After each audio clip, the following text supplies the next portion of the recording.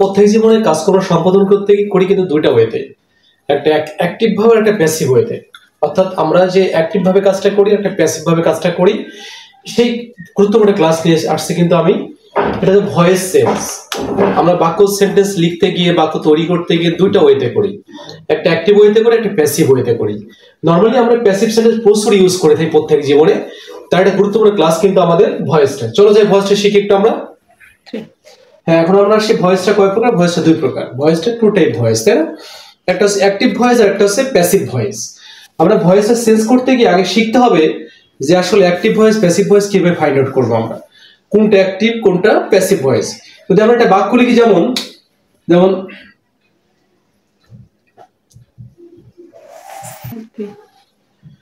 she received an email, একটা আমরা কি বলেছি, আমরা এটা অ্যাক্টিভ ভয়েস না প্যাসিভ ভয়েস কিন্তু ফাইন্ড আউট করতে পারি না। এটা আসলে অ্যাক্টিভ ভয়েস, তাই না? অ্যাক্টিভ ভয়েস কেন ভয়েস অ্যাক্টিভ ভয়েস সেটা একটু আমরা ক্লিয়ার করছি। চলো যাই একটু আমরা যাই সামনের দিকে যাই। অ্যাক্টিভ ভয়েসটা বলেছি, যেমন প্রথমে প্যাসিভ ভয়েসটা বুঝি। প্যাসিভ ভয়েস কি বলছিল? যে সেন্টেন্সে বি ভার্ব থাকে, কি থাকে? বি ভার্ব কি? আমি যার, ওয়াজ ওয়ার। বি ভার্ব হচ্ছে আমি যার, ওয়াজ ওয়ার। বি ভার্ব থাকবে, বি থাকবে, বিন থাকবে, বিং থাকবে। বি ভার্ব, বি, বিন, বিন। এরপরে ভার্বের ভার্ব 3 মানে কি বলি? Past participle form of verb বলি। অর্থাৎ যে সেন্টেন্সের মধ্যে এই কন্ডিশনটা থাকবে সেটা কি সেন্টেন্স? প্যাসিভ ভয়েস সেটা, তাই না? বি ভার্ব বলতে কি আমি যার, ওয়াজ ওয়ার প্লাস ভার্ব 3 থাকবে, be plus verb 3, should be, can be, may be, might be, should be, তাই না? এটা প্লাস ভার্ব 3 থাকবে। বিন, would have been, should have been, তাই না? বিন, বিন, বিন, have been, has been, been, been plus verb 3 হবে, কি হবে? Been plus verb 3, being plus verb 3। যে বাক্যের মাঝে সত্যটা থাকবে সেটা হচ্ছে কি? সেটা হচ্ছে প্যাসিভ ভয়েস। আমরা প্রায় যে ভুলটা করে থাকি, আমাকে বুঝিয়ে দেওয়া হয় যে বাক্যের মধ্যে বাই আছে সেটা হচ্ছে প্যাসিভ, যার মধ্যে বাই নাই সেটা হচ্ছে অ্যাক্টিভ ভয়েস। আসলে এটা ক্লিয়ার না। বহু অ্যাক্টিভ ভয়েস আছে যেখানে আমরা বাই দিয়ে সেন্টেন্সটা আছে, তার মধ্যে বাই ইউজ করা আছে, বাট সেটা ভয়েসটা কি? Active voice. আমরা দেখবো যে সেন্টেন্সে এই কন্ডিশনটা আছে সেটা হচ্ছে অ্যাক্টিভ ভয়েস। একটু দেখি তো এখানে এই কন্ডিশনটা আছে কিনা। she received an mail, এখানে কি আছে? কোন কন্ডিশনটা কি আছে? এর কোনো সত্য এখানে আছে? সত্যটা নাই। তাহলে এটা ভয়েস সেন্সটা আমরা দেখিয়ে দিই, দেখো একটু।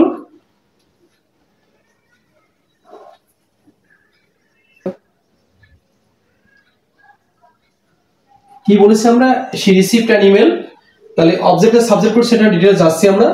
an emailটা করলাম, an email was past tense, তাই was করলাম, was received by her। এর মধ্যে সত্যটা কিন্তু আছে। কোন সত্যটা আছে, কোন কন্ডিশনটা আছে? এই যে আমাদের ছিল বি ভার্ব প্লাস ভার্ব 3 থাকতে হবে, তাই না? তাহলে কি আছে? was প্লাস ভার্ব 3, তার মানে বাক্যটা প্যাসিভ আছে, কিন্তু বাক্যটা প্যাসিভে আছে। এখানে যদি বি প্লাস ভার্ব 3 থাকতো তাহলে কিন্তু বাক্যটা প্যাসিভে ছিল। বিন প্লাস ভার্ব 3 মানে বাক্যটা প্যাসিভ, বিং প্লাস ভার্ব 3 মানে বাক্যটা প্যাসিভ, তাই না? এটা তাহলে কি আছে? এটা হচ্ছে অ্যাক্টিভ ভয়েস, এটা প্যাসিভ ভয়েস। প্যাসিভ ভয়েস কিভাবে ছিল? সত্য কি হলো আমাদের? কন্ডিশনটা ছিল যে be verb plus verb 3, be verb plus verb 3। এটা কিসে আছে? এটা প্যাসিভে বাক্যটা আছে। আর এর মাঝে সত্যটা নাই, তার মানে বাক্যটা কি আছে? অ্যাক্টিভ আছে। তাহলে ক্লিয়ারলি আমরা বলতে পারি যার মাঝে এই সত্যগুলো থাকবে সেটা হচ্ছে অ্যাক্টিভ ভয়েস, আর যার মাঝে এই সত্যটা নাই সেটা হচ্ছে প্যাসিভ ভয়েস। এটা হচ্ছে অ্যাক্টিভ ভয়েস, এটা হচ্ছে প্যাসিভ ভয়েস, তাই না? কত সহজভাবে কিন্তু আমরা এগুলো ফাইন্ড আউট করতে পারছি। এটা হচ্ছে অ্যাক্টিভ ভয়েস, এটা হচ্ছে প্যাসিভ ভয়েস। এবার আরেকটা বিষয় আমরা শিখবো, চলো যাই। এই যে দেখো আমরা একটা এই যে অ্যাক্টিভ প্যাসিভ ভয়েস, অ্যাক্টিভ থেকে প্যাসিভ ভয়েসে যাব বা প্যাসিভ থেকে অ্যাক্টিভ ভয়েসে যাব। আমরা নরমালি আমরা অ্যাক্টিভ থেকে প্যাসিভ ভয়েসটা আগে শিখবো, তার প্যাসিভ থেকে অ্যাক্টিভটা পরে শিখবো। কথা হচ্ছে যে স্যার, যে অ্যাক্টিভ থেকে প্যাসিভ করার সময় আমরা যে ভুলটা প্রায় করে থাকি, অবজেক্টটা ধরতে পারি না। কি ধরতে পারি না? অবজেক্টটা ধরতে পারি না। আমাদের কথা ছিল আমরা প্রায় বলে থাকি যে সেন্টেন্সের লাস্টে যা থাকে তাইটা হচ্ছে অবজেক্ট।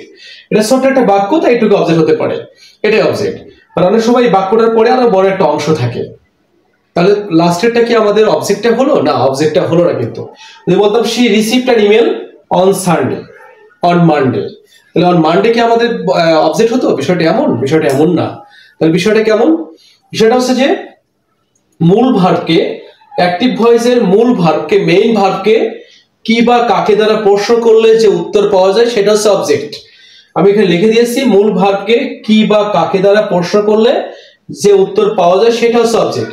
শি রিসিভড, কি রিসিভ করলো বা কাকে রিসিভ করলো, কি রিসিভ করলো বা কাকে রিসিভ করলো। শি রিসিভ করলো কি অ্যান মেল, অ্যান মেল সে রিসিভ করলো, তাহলে অ্যান মেল হচ্ছে এখানে অবজেক্ট। সোজা একটা বিষয়, মূল ভার্বকে কি বা কাকে দ্বারা প্রশ্ন করলে যে উত্তর পাওয়া যায় সেটা হচ্ছে অবজেক্ট।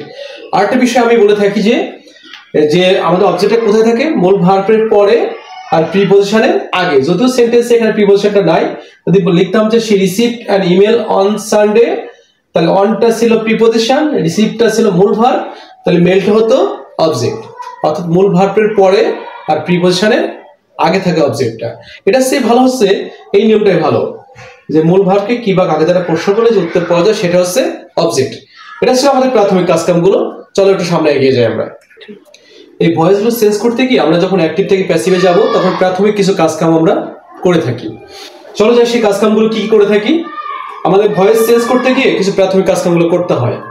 যেমন সাবজেক্ট এবং অবজেক্ট ফর্মটি ইউজ করতে হয়। আই থাকলে কি করি আমরা, আই থাকলে মি করি, উই থাকলে আস করি, শি থাকলে হার করি, হি থাকলে হিম, দে থাকলে দেম, ইউ থাকলে ইউ, নাউন থাকলে। হ্যাঁ, এই যে দেখো আমাদের যে আমরা কি করি সাবজেক্ট এবং অবজেক্ট ফর্মটি ইউজ করতে হয়, এটা আমরা নরমালি জেনে থাকি কিন্তু হ্যাঁ, এগুলো না হলে কিন্তু ভয়েস নরমালি আমরা করতে পারি না। যেমন আই থাকলে মি করতে হয়, উই থাকলে আস হয়, শি থাকলে হার, হি থাকলে হিম, দে থাকলে দেম, ইউ থাকলে ইউ, আর নাউন থাকলে নাউনটাই বসে যায়। এইগুলো আমরা প্রাইমারি কাজকামগুলো আমরা করবো, এগুলো মনে রাখবো একটু। আর এখানে ভয়েস চেঞ্জ করতে গিয়ে একটা বাক্য দেখো আমি লিখেছিলাম, she received an email on Sunday, তাই না?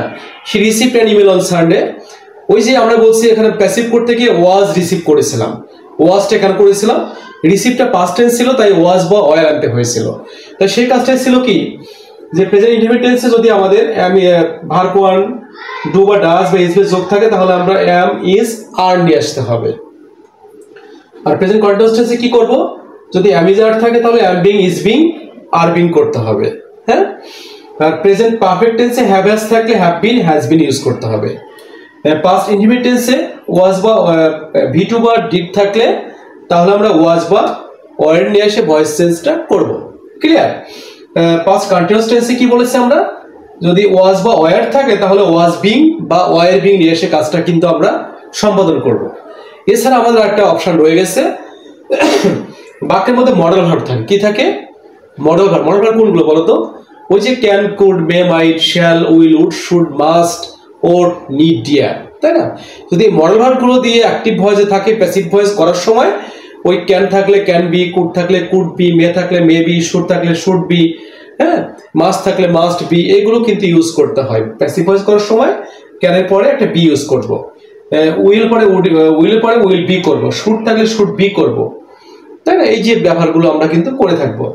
অর্থাৎ এটা হচ্ছে আমাদের ভয়েস চেঞ্জ করতে গিয়ে কাজগুলো ছাড়া আমরা কোনোভাবে ভয়েস চেঞ্জ করতে পারবো না।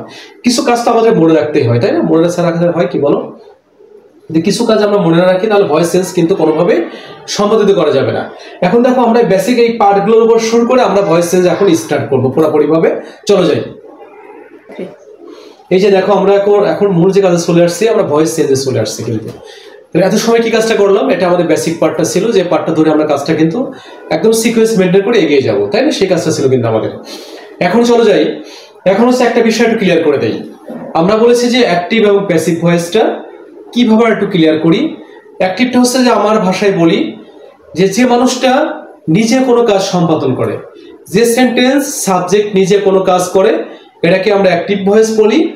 যে সেন্টেন্স সাবজেক্টকে দিয়ে কোনো কাজ করানো হয় সেটাকে আমরা প্যাসিভ ভয়েস বলি। এই তুমি ধরো তুমি সকালে একদম রেডি হয়ে সুন্দর করে বসে গেছে, ঘুম থেকে উঠে ফ্রেশ করে স্নান টান শেষ করে তুমি স্কুলে চলে গেলে, এটা হচ্ছে তুমি নিজে করলে, কিন্তু তুমি নিজে শেষে কাজটা করলে, এটা হচ্ছে অ্যাক্টিভ ভয়েস। আবার দেখা গেলো সকালে তুমি স্কুলে যদি ইচ্ছা নাই, মা ধরে পরে উঠাইলো, থাপড়াই টুকরে মাধ্যমে দিয়ে বা একটু বকাবাজি দিয়ে তোমাকে ধরে খাওয়াই ধরে পরে স্কুলে পাঠাইলো, এটা হচ্ছে কি? Passive voice. অর্থাৎ যে সেন্টেন্সের সাবজেক্ট নিজে কোনো কাজ করে সেটা হচ্ছে অ্যাক্টিভ ভয়েস, যেটা সাবজেক্ট যদি কোনো কাজ করানো হয় সেটা হচ্ছে কি? প্যাসিভ ভয়েস, তাই না? আরেকটা ব্যাপার আমি বলে থাকি যে অ্যাক্টিভ ভয়েসটা কি? যে সেন্টেন্সে কার উপর ডিপেন্ডেন্ট না, অন্যের উপর ডিপেন্ডেন্টের স্বাধীন, সে হচ্ছে কি? অ্যাক্টিভ, স্বাবলম্বী যাকে বলি। আর যে সেন্টেন্সটা অন্যের উপর ডিপেন্ডেন্ট তাকে প্যাসিভ ভয়েস বলি আমরা। কি ভয়েস বলি আমরা? প্যাসিভ ভয়েস বলি। আর একটা কথা আমরা বলে থাকি যে অ্যাক্টিভ হচ্ছে যে স্বাবলম্বী, কার কাছে ধার দেনা করে খায় না। আর ভয়েস আবার কি ধার দেনা করে খায়, সেটানের ব্যাপার না এটা। হ্যাঁ, ভয়েসে ধার দেনা করে খায়, অর্থাৎ অ্যাক্টিভ ভয়েস সে কারো কাছ থেকে কোনো কিছু ধার দেনা করে না, কিন্তু প্যাসিভ ভয়েস সে সবসময় একটা সাপোর্টিং বিষয় ধার করে খায়, অর্থাৎ একটা অক্সিলারি ভার্ব সে ধার করে কাজটা সম্পাদিত করে। এটাকে বলে থাকে এই জন্য অ্যাক্টিভ ভয়েস যে কারোর উপর ডিপেন্ডেন্ট না, আর প্যাসিভ ভয়েস কারোর উপর ডিপেন্ডেন্ট। অ্যাক্টিভ ভয়েস কোনো কিছু ধার দেনা করে খায় না, আর প্যাসিভ ভয়েসের সেন্টেন্স অন্যের কাছ থেকে ভার্ব ধার করে কাজটা সম্পাদিত করে, তাই না? এটাকে বলে থাকি আমরা অ্যাক্টিভ ভয়েস, প্যাসিভ ভয়েস। একটু চলো যাই আমরা অ্যাসেপ্ট সেন্টেন্সের আমরা ভয়েস চেঞ্জ করতে গিয়ে যে কাজটা করে থাকি। আচ্ছা, একটা বাক্য যে স্যার অ্যাসেপ্ট সেন্টেন্স এর কিভাবে বুঝবো আমরা?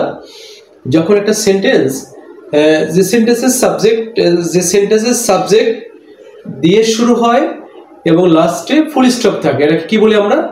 অ্যাসার্টিভ সেন্টেন্স বলি। যে সেন্টেন্সটা সাবজেক্ট বা নাউন দিয়ে শুরু হয়, লাস্টে কি থাকে? ফুল স্টপ থাকে। এটা নর্মাল একটা নিয়ম বলে থাকি। আর অ্যাসেপ্ট সেন্টেন্সের যদি আমরা সংজ্ঞাটা বলি তাহলে কিন্তু আমরা ক্লিয়ার হতে পারবো যে অ্যাসেপ্ট সেন্টেন্সটা কিভাবে বুঝবো। এটা বিবৃতিমূলক, বর্ণনামূলক যে বাক্যটা, এটা কি বলি আমরা? অ্যাসেপ্ট সেন্টেন্স বলি। বাট আমরা ভয়েস চেঞ্জ করতে গিয়ে দেখবো যে সেন্টেন্সটা কি সাবজেক্ট বা নাউন দিয়ে শুরু হয়, লাস্টে ফুল স্টপ থাকে। এটা অ্যাসেপ্ট সেন্টেন্স, খুব ক্লিয়ার একটা জিনিস, আর দরকার নেই আমাদের।